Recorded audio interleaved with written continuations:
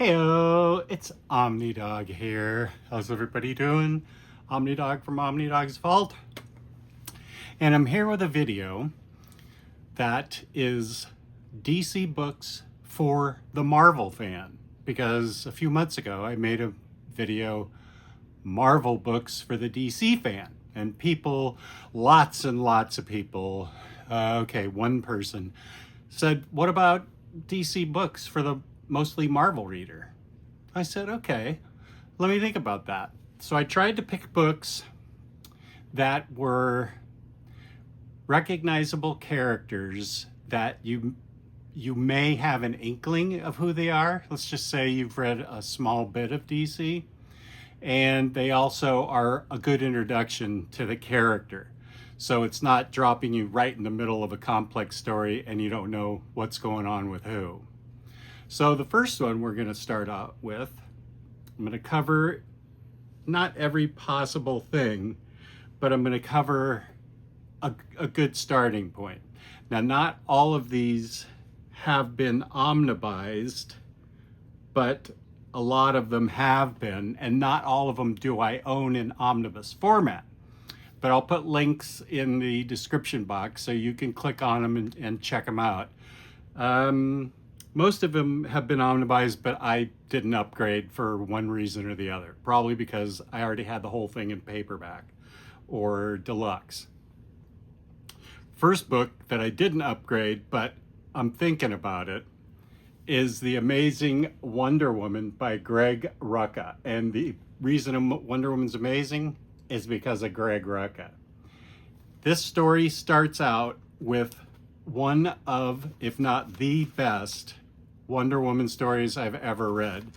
And that is called The Hecate. It is just epic, creative, thought-provoking, and it really is just the best use of the Amazonian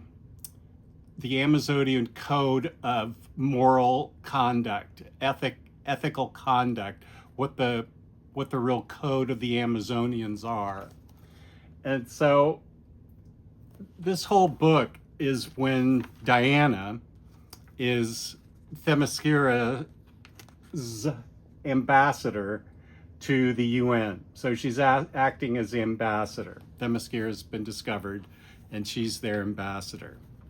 So the Hecate is one story, and then the rest of it deals with her as in her capacity as ambassador and superhero. Whoops, I don't want to show you that because it's the end of the Hecate.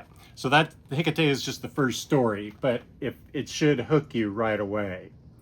So the art is great, the story is great. This is out in omnibus format this month being May 2025. And I urge you to get this book. This is, Rucka, just as the youth say, doesn't miss.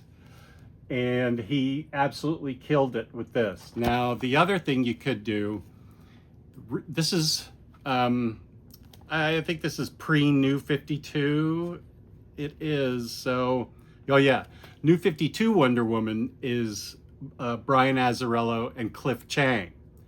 That's also great. And then Rebirth Wonder Woman is also by Greg Rucka, and that's also great. The New 52 by Brian Azzarello, I believe, has an omnibus, and I have it in absolute format because the art's amazing. Rebirth Wonder Woman, I feel like it does not have an omnibus. I just have it in the deluxes, but it should be available in trade paperback. But this is my choice for you to get your introduction and read really good Wonder Woman stories. There are 3 volumes to this trade paperback series, or the omnibus that's coming out. And I'm going to have to reach down for a bunch of things because I got a big stack of books. The next one of DC, if not the most popular character in DC, is Batman. And I have 2 choices for you to read for Batman. Now, I've only got it in the standard hardcover, which is a crime because Greg Capullo's art is so great. This was New 52 Batman by Scott Snyder, and many people consider this to be, okay, I'll just say I consider this to be groundbreaking. The lore and the myth and the story behind Batman are, and Gotham City particularly, are used very effectively here. And the art by Greg Capullo, what I'm going to do eventually is upgrade from this standard hardcover to the absolutes, because Greg Capullo's art is fantastic. It just is unbelievable. And Scott Snyder's Batman is available in 2 omnibuses, if I'm correct. My advice is to get the first omnibus and see, because that's the strongest stuff, the very first half of his Batman run. Second half, I still liked, not as strong as the first one, but it's actually really the lore of Gotham City that Scott Snyder has created that really makes this a fantastic Batman book. This will also collect, the omnibus will also collect Death of the Family, which is an incredible Joker story. And it starts out with the Court of Owls, which is a remarkable concept thought up by Scott Snyder. So it's even available in this type. So I would highly recommend, if you're interested in Batman, that is the place I would start. You can read it in a variety of formats: standard hardcover, trade paperback, omnibus, absolutes. I think there are 3 absolutes out, and that's what I want to get. Those represent the first half. But Batman by Scott Snyder, the first volume is called The Court of Owls. That's not what the omnibus is going to be called. The omnibus is Batman by Scott Snyder and Greg Capullo.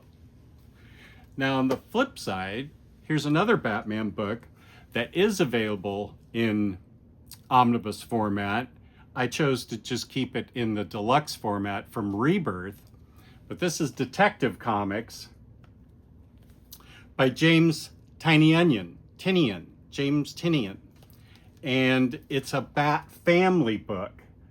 It has got, it's one of the best Batwoman stories I've read.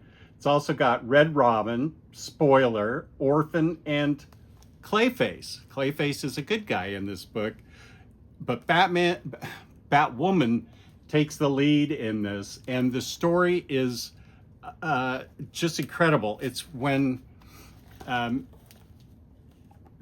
James Tynion was just becoming a name that I recognize. Maybe people knew enough about him beforehand, but I remember talking to him at AwesomeCon here in Washington, D.C. around 2017, and I said that I love the book, and he said, yeah, it's like my own X-Men book. I can do whatever I want with the family.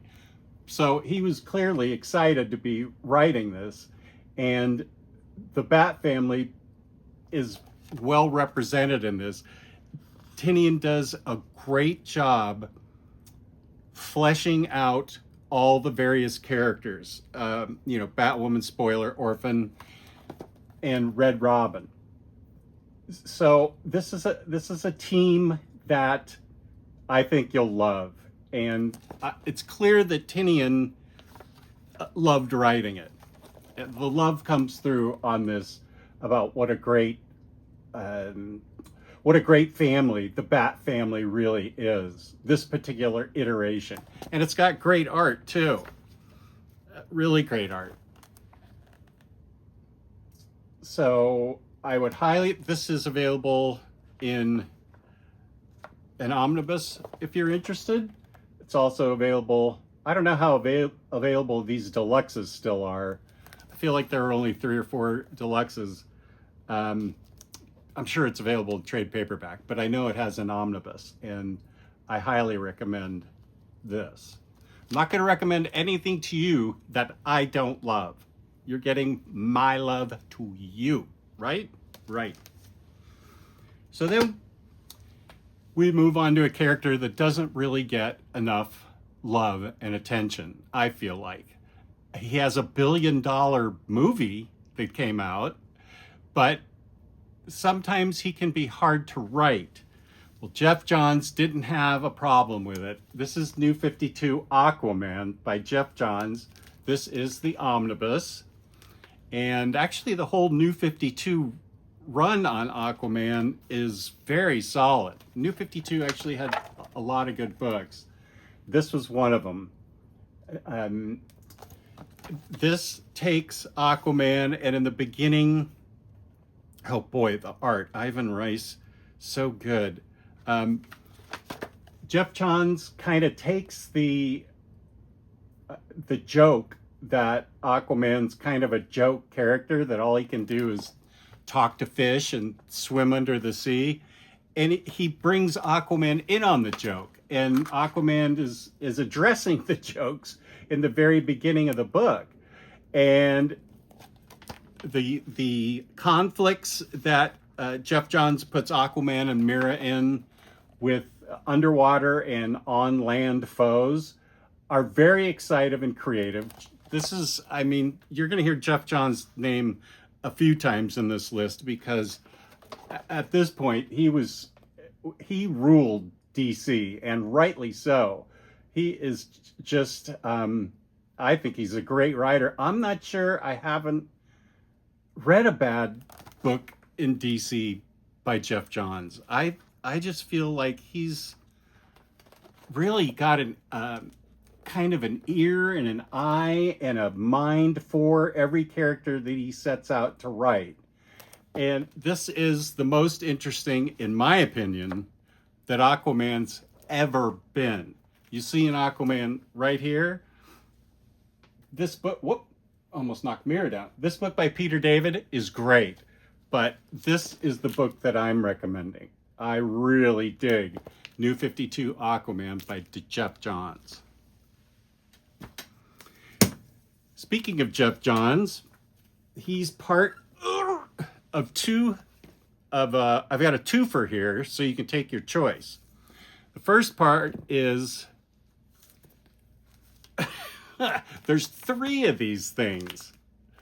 Green Lantern. This book is, I think it's one of the most beloved DC books out there. I'm going to have a hard time showing it all because it's so hefty. And it does a good job because it starts with Green Lantern Rebirth. This is pre-New 52, which is around 2012. It carries on through Rebirth, New 52, and it keeps going. And he was one of the few characters that didn't get a reboot with New 52. They just let Johns keep writing him. And this is extremely strong writing that gets you, it starts with Rebirth, Green Lantern Rebirth, Green Lantern Corps Recharge, and then Green Lantern himself. It's got a lot of other stuff in there though. But the reason I'm saying that is with Rebirth, Green Lantern Rebirth, they don't just drop you in the middle of something. They give an explanation kind of as for Hal Jordan's reset, and it is very epic. What Geoff Johns did with the character is really remarkable, and this the art in here is fabulous, and it's 3 chunky omnibuses, and I highly recommend it.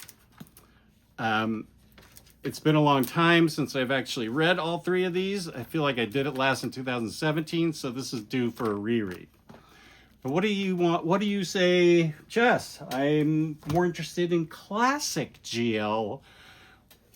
The classic book that changed comic books forever, you mean? Oh, well then you mean Green Lantern, Green Arrow. They call it Hard Traveling Heroes. Fortunately, I never knew it by that name. So this is the absolute with the amazing, fantastic art by Neil Adams, with inking by Dick Giordano, and groundbreaking writing by Denny O'Neil.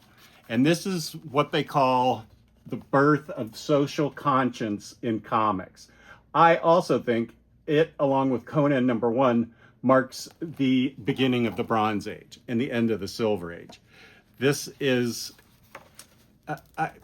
probably my favorite book of all time. I still have my Green Lantern, Green Arrow 76 that I took off the news rack, the spinner stand, actually in the drugstore, and it's just amazing. Green Arrow grounds Green Lantern and gets him to come down out of space and see what life is like on Earth, specifically in America, and what was going on at the time. This was written in 1970. I was 11 years old. Holy smokes, that seemed like a long time ago. But it covers an incredible amount of topics that were, as topical then, unfortunately, as they are now. Racism, drugs, cults, the difference, the disparity between the rich and the poor, people in power who abuse it. And this is a way that comics got really real. Now, unfortunately, this absolute is out of print, but I have a strong feeling, as successful as it did, that this will get reprinted. And I love this because this has unretouched and unre-inked. It's not re-inked or recolored by Neil Adams. It's in its original form, and that's beautiful stuff.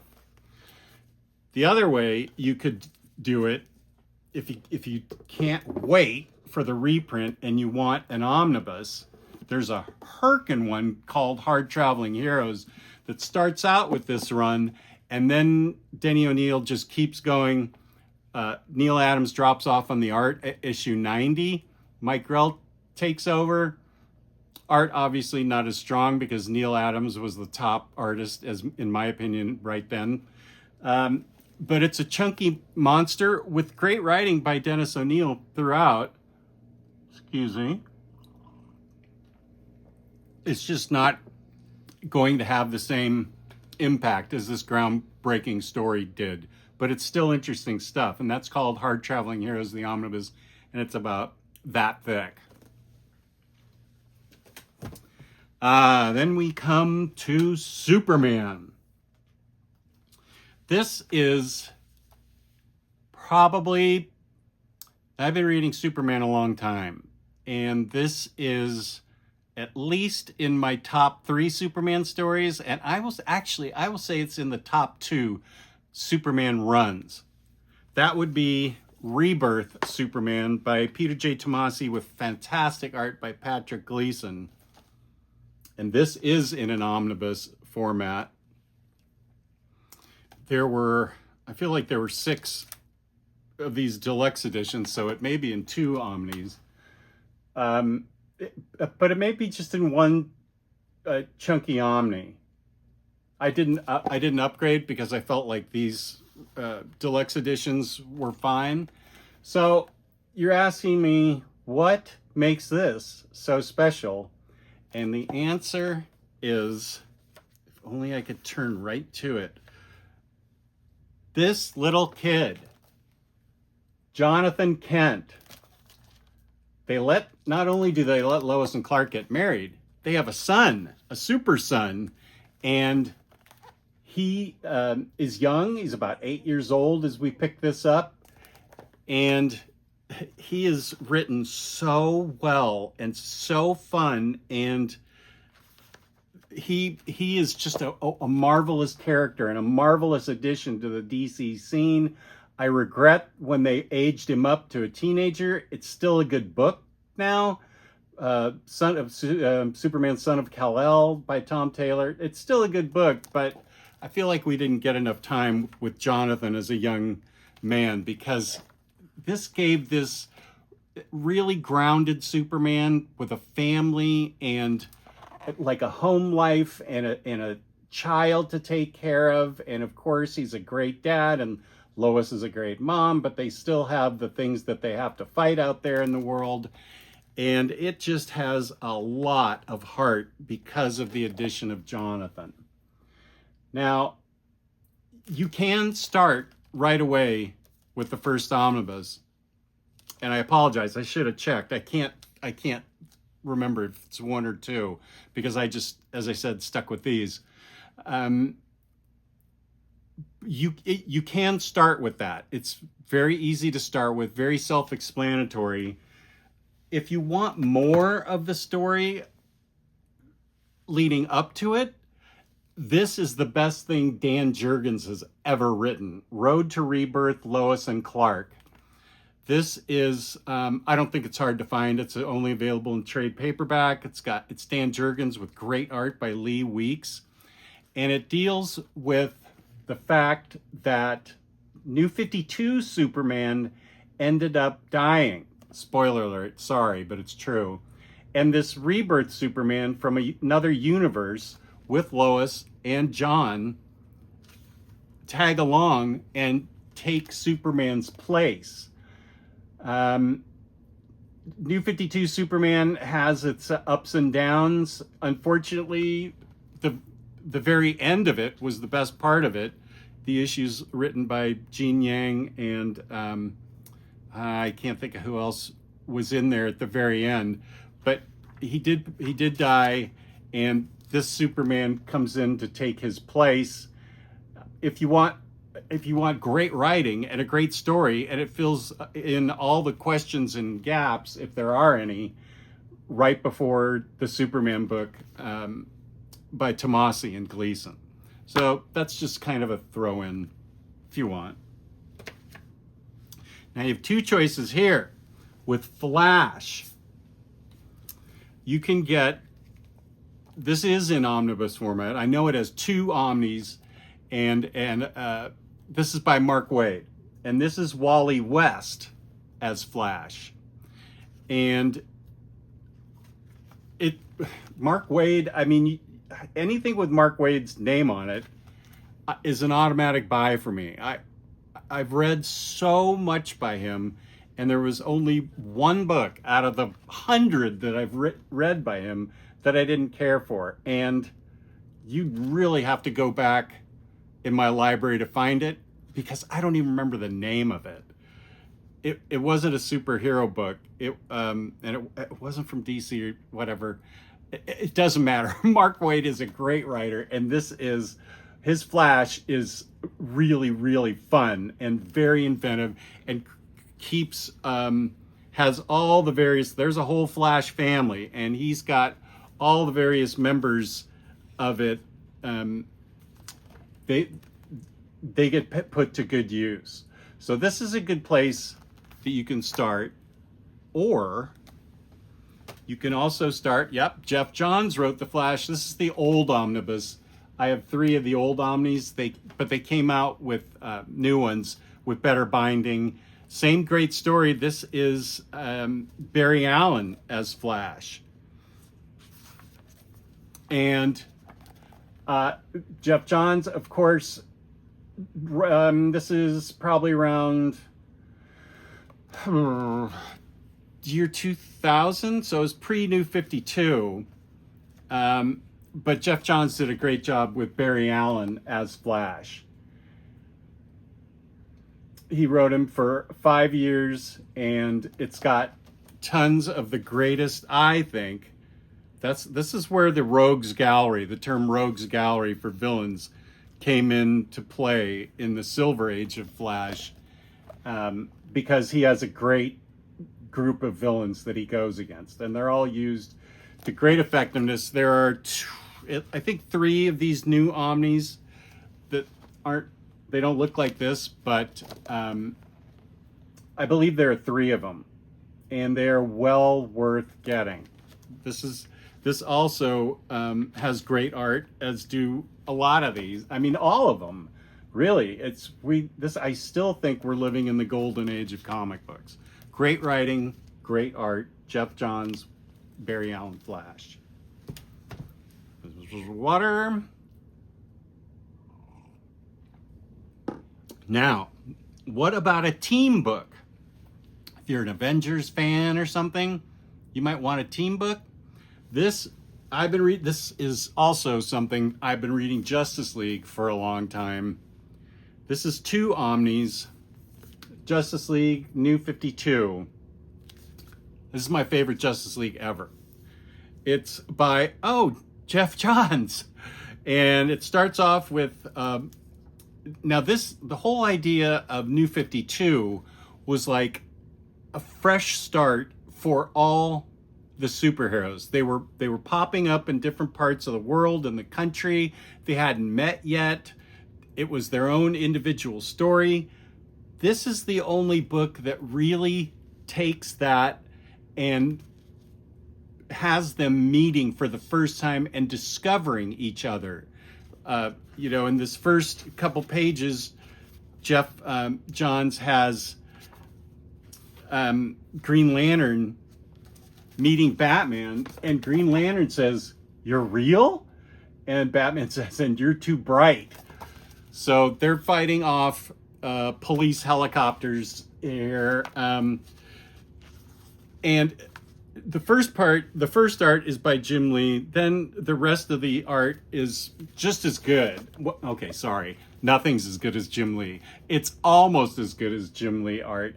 But these are my 2 favorite Omnis of the Justice League, and I own just about all of the Justice League.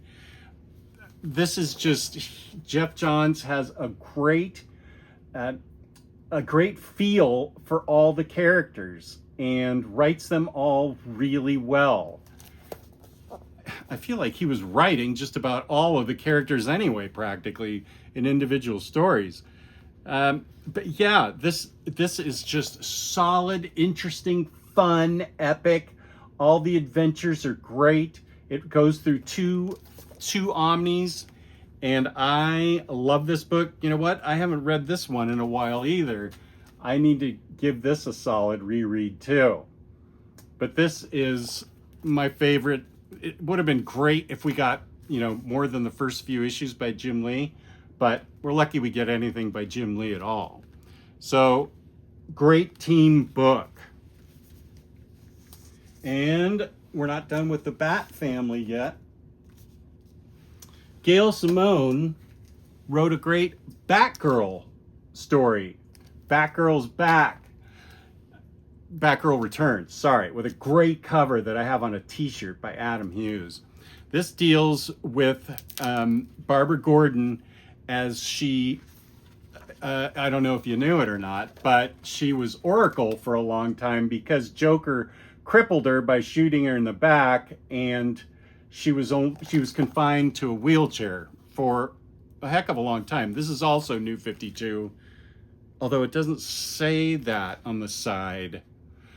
I'm pretty sure this is New 52. Gail Simone has a great feel for the character. Barbara Gordon is now back. She's had some kind of special fancy spine surgery, and she's a little wobbly on her feet, so to speak, just getting going, but her body's healed. Her mind is still as sharp as ever. And she's not confined to her wheelchair anymore, so she's up and out, but she still has that great mind, and the art is great in this, and Gail Simone just has a solid understanding of Batgirl, and she is dealing with Batgirl, not Gail Simone. Batgirl's suffering from, psychological demons, PTSD, things like that, because she getting crippled in the Killing Joke was obviously traumatic, and so this book gets psychologically deep, and it's very well written from a kind of mental health standpoint, what she went through, how she came back, and what she continues to go through. So Gail Simone did a great job with this book. I feel like I've read this recently. That doesn't mean I shouldn't reread it. Here's a Batman book that doesn't even have Batman in it. And I know it's still available because I double checked. That's Gotham Central. If you like crime, this is the book for you. Batman only makes 2 or 3 appearances in this. And this is Greg Rucka and Ed Brubaker writing the Gotham City Police Department, Gotham Central. One of them takes the night shift and one of them takes the day shift. And Brubaker and Rucka, 2 of the best crime writers out there, create a freaking masterpiece. This has to do with the nitty-gritty that the police have to do without Batman's help. They prefer to not have Batman's help. So this is them on the ground, pounding shoe leather on the pavement, tracking down suspects, and dealing with the kind of crime stuff that a normal city would, except that they've got Batman there, who has of course, attracted all kinds of costumed loonies. But again, the art is amazing. 2 of the best crime writers around. Yeah, I'll take it. This is one of my favorite Omnis ever. So I would highly recommend Gotham Central. You 100% cannot go wrong with this book. If you like crime fiction, beautiful, brilliant book. This book was a gift. And I don't mean a gift to me. I meant it was a gift that DC published it. Brubaker again. And Darwin Cooke, Catwoman of East End. This is, pardon me, this is a book that starts out, Darwin Cooke does a lot of this, and it starts out with Selina Kyle, of course, as Catwoman, but she's not dealing with, it's more about her crimes and the planning of the heists, the heist itself, and the aftermath, and who she is involved with. You know, her partners in it. And the art is great. We start out with Darwin Cooke. I'm having trouble. This is a biggie. We start out with Darwin Cooke, who is, of course, we lost him way too soon. And he wrote it and drew it. This is a lot. He wrote and drew a lot of this. And then Ed Brubaker takes over. And this is just nothing but a huge chunk of great Catwoman stories that deal with her as a person and not just as Catwoman. They deal with her life as Selina Kyle. And it's got remarkable art. The stories are great. Ed Brubaker and Darwin Cooke just are a perfect combo for this book. And it is just a blast because you see a lot of the human, the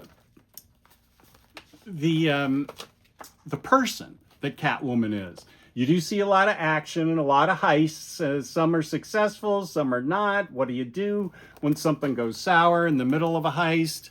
The planning, the execution of it, and it's really the real thing.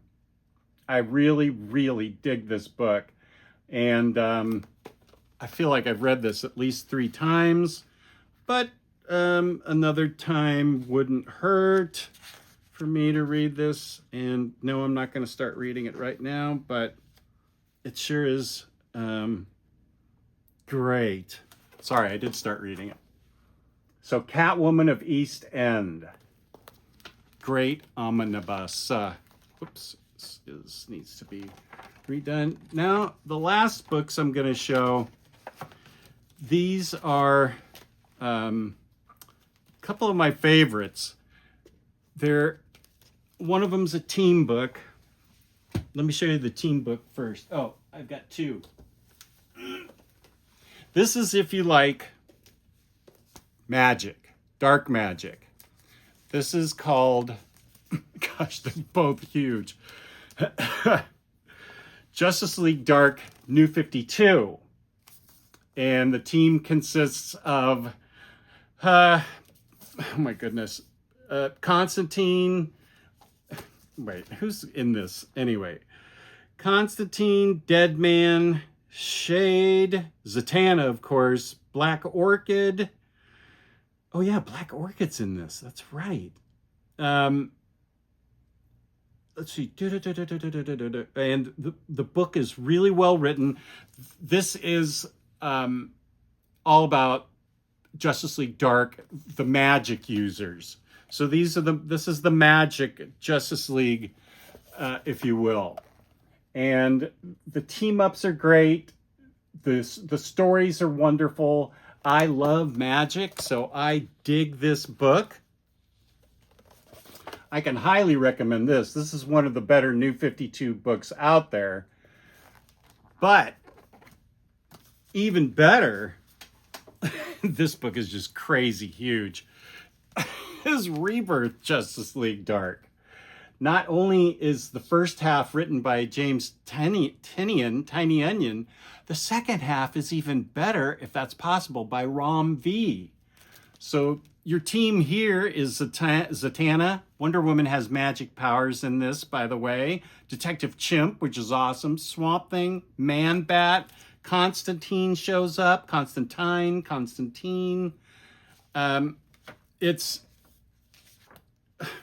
This is one of the best things I've ever read. I love this book. Great art and just a ton of magic stuff happening, which is always great. Oh, Phantom Stranger, Dr. Fate. Yeah, this is the heavy hitter. This has, and I'm not going to be able to hold it up for long because it's so heavy. So I would highly, highly recommend this if you're into magic like I am. Justice League Dark Rebirth. It's a hefty chunk, but it's all great. All great. You can see the art's beautiful too. So there you go. That's my starting list for DC books for the Marvel fan. I hope you got something out of this. One or two books you think look interesting and you might want to give a try. I'll put all the books in the description box and you can click on them and take a look at them. Thanks for watching. I appreciate it. Peace and love, and I will be happy if you could give this a like, subscribe, hit the notification bell, and always feel free to leave a comment. Peace and love. Thanks.